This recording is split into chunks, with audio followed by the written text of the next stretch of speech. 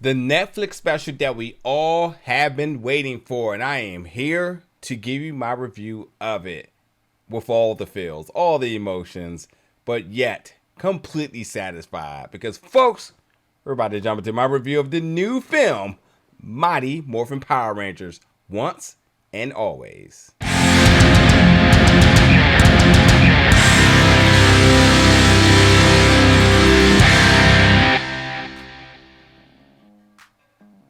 What's up, everybody, and welcome back to the channel today for another review. And today we're going to be reviewing the new film Mighty Morphin Power Rangers Once and Always, coming to Netflix April 19th. It has been 30 years, folks. 30 years since Zordon did what he did. And that's right, he put together 5 plus 1 of some of the most iconic superheroes of all time. Yep, we are talking about the Mighty Morphin Power Rangers, which is something near and dear to a lot of our childhoods. And it's kind of odd to say that since then, we've never let it go. And it still has been one of the hottest franchises of all times. And yes, we've had many other seasons of the Power Rangers, many different versions of the Power Rangers. But when it all said and done, there was nothing like the iconic OG Mighty Morphin Power Rangers. So the fact that we have so many years later a new movie that is featuring the OG, even some of the returning cast members returning, is a no-brainer here, folks. Now, I mean, I've been excited since I heard the news, since I seen the trailer, and now that I got a chance to see it, I just got so much to talk about. But of course, it's going to be spoiler free, and I'm just here to let you know that this is a must see for any Power Ranger fan. Let me just say right now, you will tear up. There's without a doubt you would tear up. There was a couple of moments, just even thinking about it makes me emotional, because there's two very important factors to be had and dealt with this. And I'll talk about it in a second, but like, there's two very important things that I thought that this film did with the utmost grace and honor, that any fan is truly going to appreciate. But also, I think it's really cool to see some of the OG cast members return. And I think, like, while we could have wished everybody could have returned, we know that there's politics, and we know that there's folks that's been vocal on social medias about why they didn't, or they wasn't approached, or whatever it may be. And other circumstances obviously at hand as well too.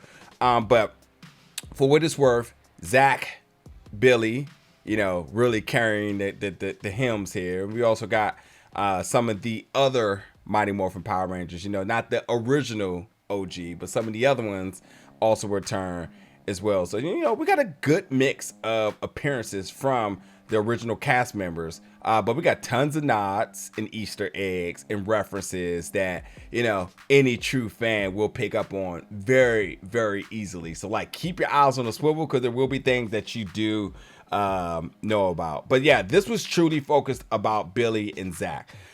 First off, Billy has been trying to bring Zordon back, and upon him doing that ended up bringing this robotic version of Rita Repulsa, who has come back for revenge. And I'm just gonna say, while Power Rangers has typically been family friendly, Rita came back like a savage. And while her return was about revenge, who would have ever thought that she would go to the extent of actually killing a Ranger? And this is how we lost the Yellow Ranger. And this has put our Rangers in a predicament that they've never had to deal with ever. They have lost a Ranger, which, this Ranger, Trini, has a daughter in Min. And you now leave Billy and Zach wondering, how do they tell, Trini's only daughter, that their mother died. That one, that their mother was a Power Ranger, but two, also that their mother died and they've never had to have these responsibilities before.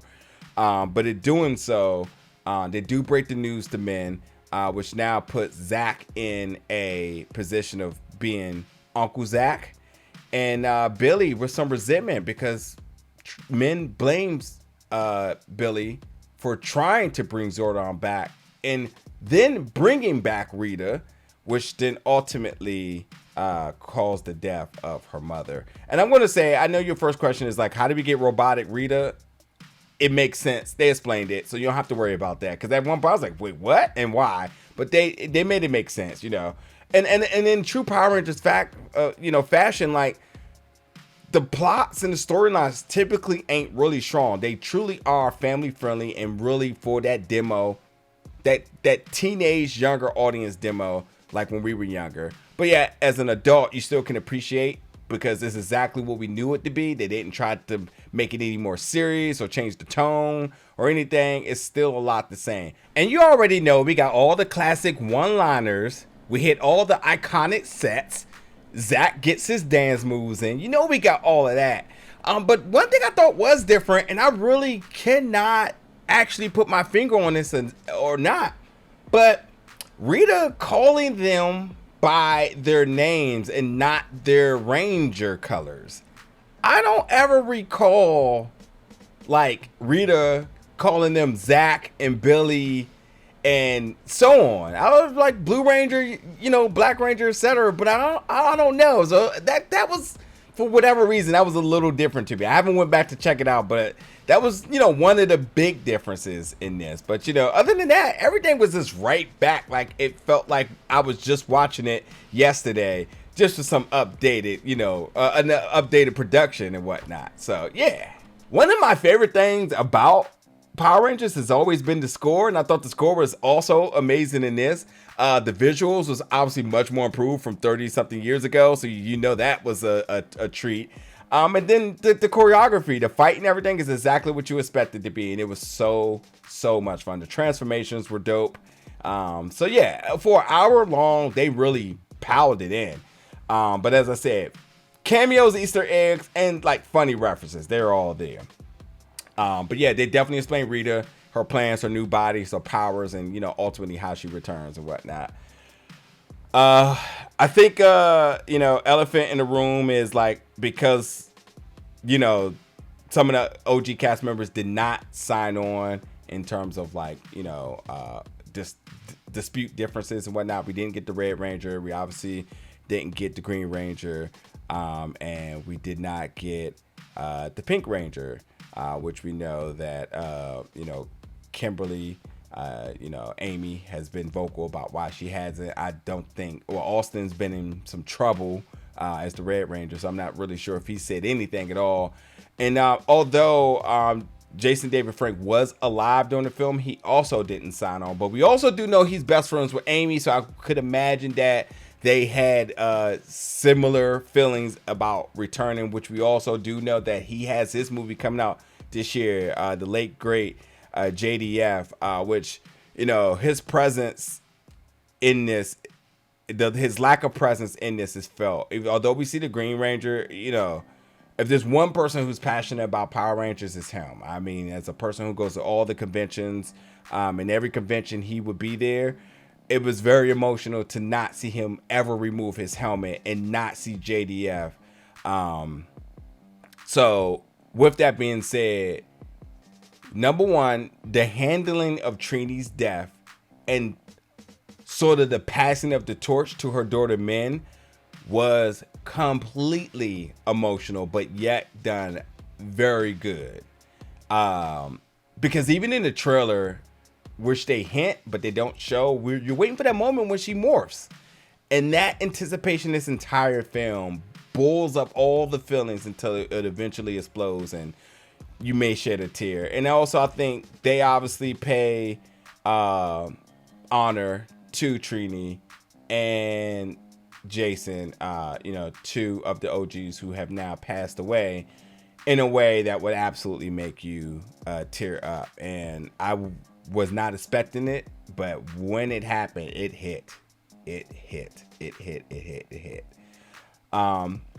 But you know, even with that, you know, it was interesting to see how all the Rangers sort of explain what they've been doing in all of their times, which we know that Kat and Tommy had a relationship because they had their son JJ, and they even like explained that in a way that, you know, was respectful, you know. And I thought that, even though that Jason David Frank has passed, Tommy, the character, is alive, and I think that was important for them to do that. Much like in other mediums where actors die from their characters, the character should live, even though that the actor or actress may have died. And I thought that Tommy is alive. Shall we mention? And whether that's a spoiler or not, I just think it's important for us to realize that like these characters are so iconic, and much like the very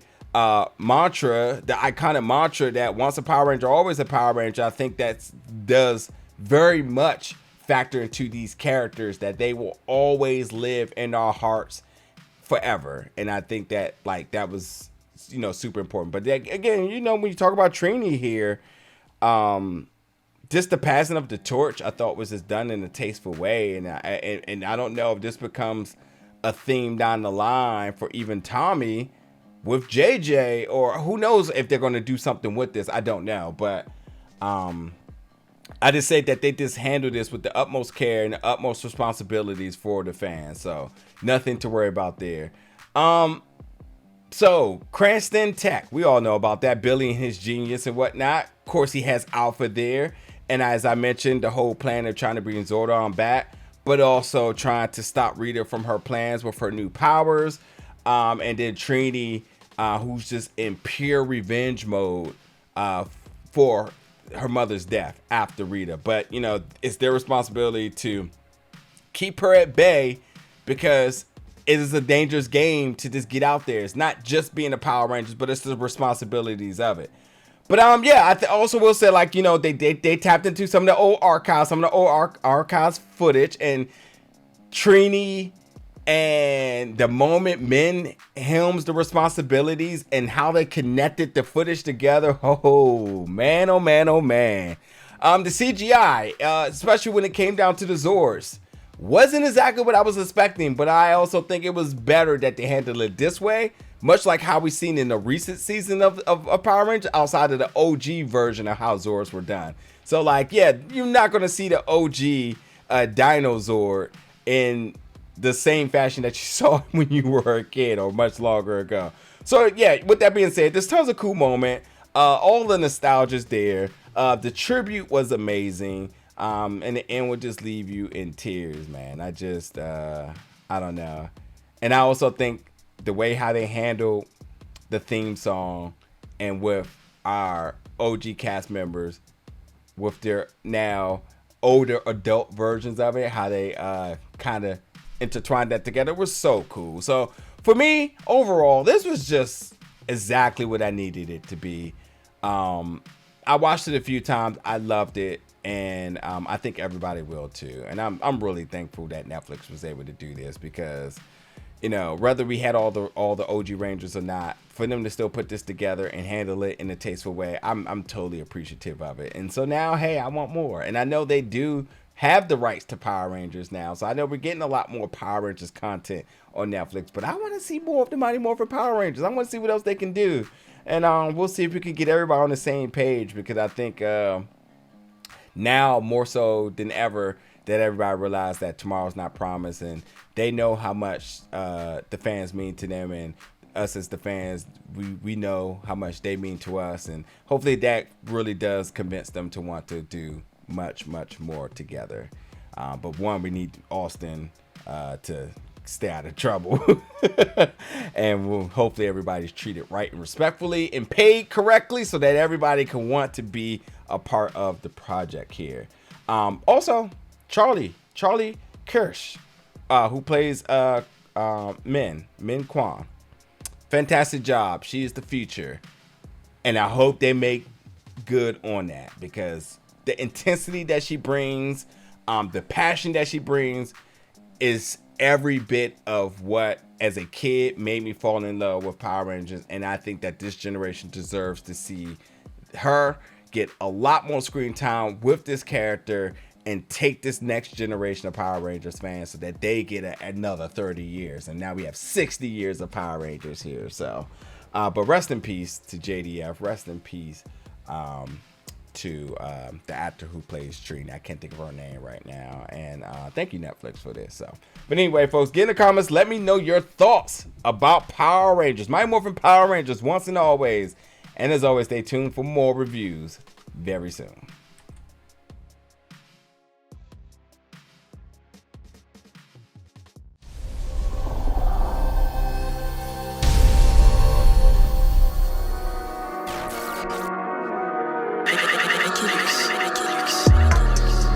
Big old bell.